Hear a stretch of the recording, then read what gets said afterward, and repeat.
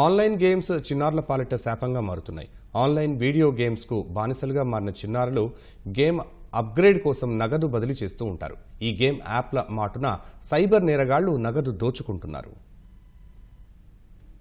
Online గేముల మోజులో పడ్డ చిన్నారులు ఇతరుల కంటే మెరుగ్గా ఆడేందుకు వీడియో గేమ్లో పాత్రలకు నగదు చెల్లించి అప్గ్రేడ్ చేస్తుంటారు. దీన్ని ఆసరాగా చేసుకున్న సైబర్ నేరగాళ్లు లెవెల్ అప్గ్రేడ్ పేరిట ఆన్లైన్ వీడియో గేమ్ యాప్లకు నకిలీ నోటిఫికేషన్లు పంపి నగదు దోచుకుంటున్నారు. కొన్ని రకాల గేమ్స్ ఈ చిన్న పిల్లలకి ఒక రకంగా వ్యసనంగా తయారవుతున్నాయి. అందులో కొన్ని లెవెల్స్ ఆడిచ్చి నెక్స్ట్ లెవెల్కి వెళ్ళాలి అంటే ఇంత పే చేయాలి. ఫర్ ఎగ్జాంపుల్, ఈ టైప్ ఆఫ్ వెపన్ కొనాలి అంటే మీరు 50 రూపీస్ పే చేయాలి లేదా 100 రూపీస్ పే చేయాలి అని చెప్పి ఈ గేమ్స్లో వాళ్ళు యూపీఐతో కనెక్ట్ చేస్తారు. చాలామంది ఇలాంటి అప్లికేషన్స్ ఇన్స్టాల్ చేసుకొని వెపన్స్ కొనుక్కుంటూ యూపీఐ ఐడీస్ కూడా షేర్ చేసి పిన్లు కూడా షేర్ చేసి కొన్ని వేల రూపాయలు మోసపోతున్నారు. సో మీ బ్యాంక్ అకౌంట్కి కనెక్ట్ అయిన మొబైల్ని పిల్లలకి ఇవ్వకండి.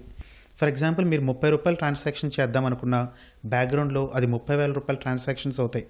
మనకే తెలియకుండా మన మొబైల్లో జరిగే ప్రతి ట్రాన్సాక్షన్ని రికార్డ్ చేసుకుంటే ఒకసారి శాలరీ పడిన వెంటనే ఆటోమేటిక్గా వాళ్ళకి ట్రాన్స్ఫర్ అయిపోయేట్టుగా కూడా కొన్ని అప్లికేషన్స్ డిజైన్ చేసి ఉన్నాయి. తల్లిదండ్రులతో సరైన సంబంధాలు లేకపోవడం వల్ల పిల్లలు కొత్త దారులు వెతుక్కుంటున్నారని మానసిక వైద్య నిపుణులు చెబుతున్నారు. వాస్తవంలో కాకుండా ఊహాలోకంలో బతికే పిల్లలు ఆన్లైన్ వీడియో గేమ్స్ లో త్వరగా ఆకర్షితులవుతున్నారన్నారు. పిల్లలు 4 గోడల మధ్య కాకుండా తమ పర్యవేక్షణలో ఉండేలా చూసుకోవాలని చెబుతున్నారు.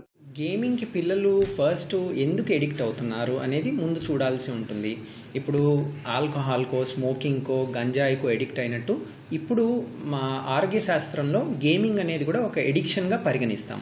సేమ్ ఆల్కహాల్ లాంటివి తీసుకున్నప్పుడు బ్రెయిన్లో ఎలా వస్తాయి, ఇంచుమించు అలా ఉంటాయని పరిశోధనలు తెలుపుతున్నాయి. వారికి ఏదన్నా ఆత్మ న్యూనతా భావం ఉండొచ్చు, కాన్ఫిడెన్స్ లెవెల్స్ లో ఉండడం, లేదా బాగా కంగారు, 10 మందిలో ఫ్రెండ్స్ని చేసుకోవడం అందరి పిల్లలకి సులభం కాదు. కొంతమందికి ఫ్రెండ్షిప్స్ అందుకు చేయడం చాలా కష్టంగా ఉంటుంది.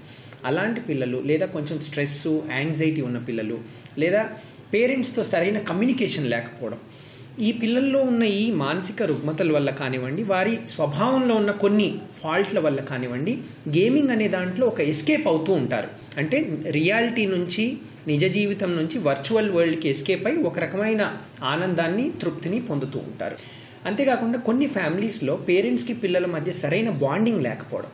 సో ఈ డబ్బులు ఖర్చు పెట్టి పేరెంట్స్కి తెలియకుండా వాళ్ళ క్రెడిట్ కార్డ్స్ అందుకు ఉపయోగించే పిల్లలతో పేరెంట్స్ తీసుకోవాల్సిన జాగ్రత్తల్లో ముఖ్యమైన జాగ్రత్తలు కొన్ని ఉంటాయి.